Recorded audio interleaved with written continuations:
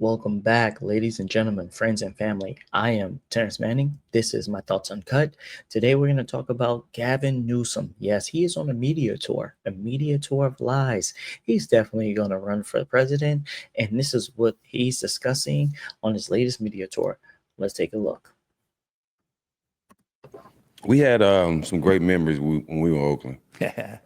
We had some great times. The city was totally different. 2025, the crime and theft are down. What have you done to reverse the way the city? Crime and theft is definitely not down in Oakland. I don't know where Stack 5 talking about. It used to be, because it was way worse than that when we were around. Well, I'll tell you, I mean, a couple of years ago in Oakland in particular, things were out of control. Exactly. And it was interesting. I'll never forget, I had a community meeting up in Sacramento where folks just demanded to meet with me. I had some just legends and bishops and community leaders, the whole panoply, small business, everybody came up there, went around and did this little tabletop. And one of the bishops, I mean, this is how intense and bad things were. One of the bishops goes to me and goes, after listening to everybody else, says, I just have two words. And I said, what are they? He goes, Smith and Wesson. I'm like, damn. He goes, I can't take it, Governor. You need to send more police. This is out of control. This is actually what's going on in certain parts of California, specifically Oakland right now. They need more police. I did a video about a chief of police who basically stepped down after 18 months. In Oakland, they've had 11 police chiefs in the past 15 years. Why? Because of politics, because of guys like Gavin Newsom. They can't handle the crime there. They don't support the police officers like they say they do. Their actions speak louder than their words. And this from a person of moral authority that talks about what lies underneath and how we have to deal with the underlying causes of crime and violence. Says, not right now. You got to intervene. It's out of control. And we did that with their permission, with this community support. Right. The head of the NAACP. You don't need anyone's permission to stop crime, to prevent crime. You don't need NAACP to stop crime in the neighborhood of Oakland or any neighborhood. What you need is strong law enforcement. You need a good community. You need a safe community. Encouraging and supporting a new partnership with our California Highway Patrol just to put bodies on the street and just to distill a sense of well-being as we began anew our efforts to address some of the more systemic issues. But that was a moment of clarity for me, that the community was like, don't give me your 10-point plan that's going to manifest over 20 years. Right. We need it now. And that arrested a lot of anxiety. And as a consequence of that incredible community work, he has so many hand moves, and I move my hands when I talk, but not like him. He's just so extra. And it is too much. And a lot of systemic change. Look at Things it. have turned the corner. San Francisco's, their homicide rate's a 70-year low. We did the same thing in San Francisco.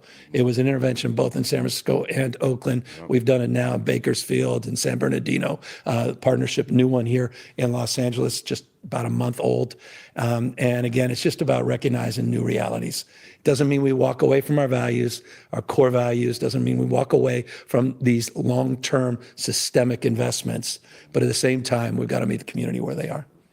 It's a two-part question. We know it's a lot of work to do in Oakland to get it back.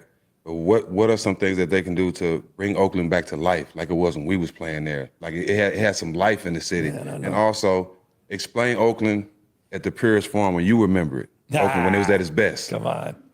I mean, I've known Oakland for 50 years, man. I grew up in San Francisco, ended up moving to Marin County, spent half my time in Marin City. If he grew up in San Francisco back in the day, he had money. San Francisco has always been one of the highest places, cost of living to live in California. And to bring Oakland back, you have to stop the crime. You need safe communities. You need where people can walk the streets and feel safe. It's anarchy in Oakland and in San Francisco. You got homeless people just on fentanyl in San Francisco. out in the streets. I did a video about that too. Also did a video about Oakland, how dangerous it's there. He's not going to answer the question. Just watch. I have two foster brothers that I got to know that became foster brothers because I spent so much time in Marin City from difficult families. And, one of my closest friends, Marshawn Lynch, who is Oakland personified. Hell, we started a podcast together, Politics. I love it. And Marshawn's passion for Oakland, I mean, second to no one. And getting me out there, walking the streets, going on these bike rides with Marshawn, which is a whole nother thing. Okay, just, like the one, who's that guy with the tie on? What the hell is he doing? And sort of trying to just do the thing you can't do through legislation. You can't legislate spirit. You can't legislate pride. Got to manifest it, to your question. And that's what's been missing for too long in Oakland. And we got to restore that. I mean, I joke about it with you guys. And so you got to manifest it. That's what's missing in Oakland. No plan of, okay, this is what we're going to do to make the neighborhoods safer. Not getting the drugs off the streets in Oakland. Not getting the crime off the streets in Oakland. And in turn, that will get more businesses there. That will get better infrastructure. That would also get more sports teams there. All the sports teams left Oakland, all of them, which is unheard of. If that happened, which it did, what do you think is going to happen to the communities? I know you've talked about it a ton. I mean, you lived it. But the We Believe camp, I mean, those are special years, man. Me too. Like, that represent Don Nelson? Come on. Next level. I mean, Steve's family for all of us now, but not what that represented with you guys, sort of that peak and outperforming and falling short. I think you guys had some crazy ass. I remember It was the NBA version of the Bad News Bears. it was a Bad News Bears. Yeah. But there was a spirit to that. You walk into that. There was no other arena like that. No That other has arena nothing to do like with that. With all due getting respect to Oakland back what we have where it now, needs to be. you walked into that. That was a different. It was energy. I mean, I had Steve, because I went back and finished my career there and won a championship and retired in 2017. But I was talking to Steve, and he was just like, "Hey, I was doing TV at that time, and to this day, there's never been a louder arena than it was Oracle." awesome, He's like, man. despite all the greatness, this team. Why are they talking about how loud the arena was? He asked him how to get Oakland back to where it was before. Why are they talking about reminiscing about the old days, about the basketball team? That has nothing to do with the people that live in Oakland. They don't care about no sports team. They want a better living. Team has had and accomplished. He's like, there was never anything. I want to kind of piggyback on the sports side because obviously Oakland is the first city in the history to lose all three professional sports teams. And I'm sure that has All a lot three. to do with how life is over there now. Oh man, I grew up the Ricky Henderson Right. days. Ugh, Oh my God. My favorite player. One of my favorite TV commercials, like a countdown clock. It was just his hands going like this. It was Before like he threw the 5, base. Yep. 4, 3, 2. And then it was like, Jesus. Run, Ricky, run. I mean, come on. And so just watching, obviously what just happened with the A's and into Vegas, we tried everything we could to help Oakland with the Raiders. And I'm close with Mark Davis, and I consider him a friend today. It's no indictment to him because I know people really turn on him.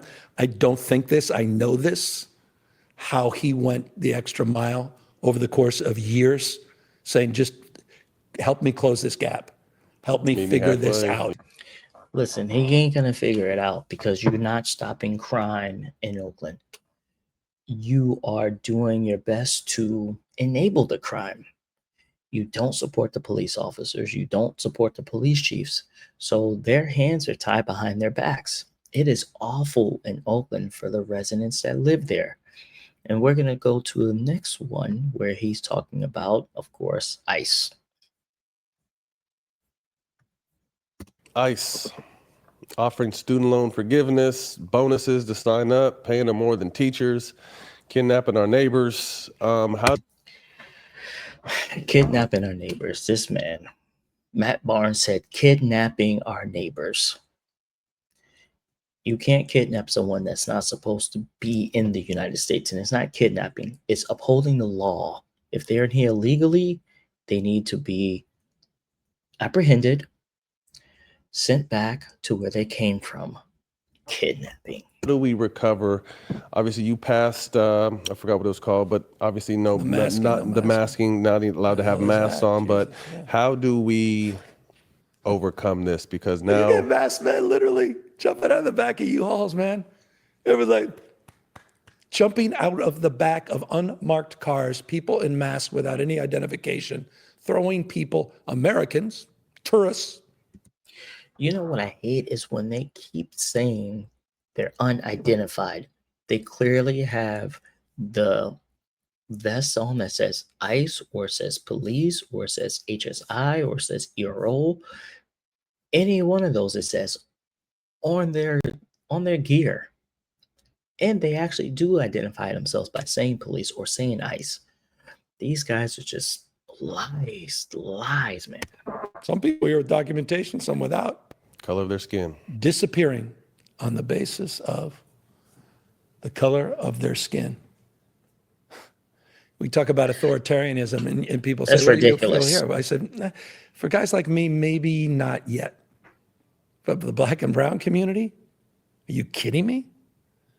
Scared to walk your dog? Scared to show up at your graduation, to go to the clinic to get an immunization shot? Worried the school crossing guard's going to turn you in? Not even Why would the school crossing guard turn you in if you're an innocent person? If you're a person that is legally in the United States or you're a citizen, if they turn you in, usually that implies you did something wrong, you did something illegal. Even his wording is showing how much of a liar he is. He knows that all these people that they let in the Biden administration should not be here.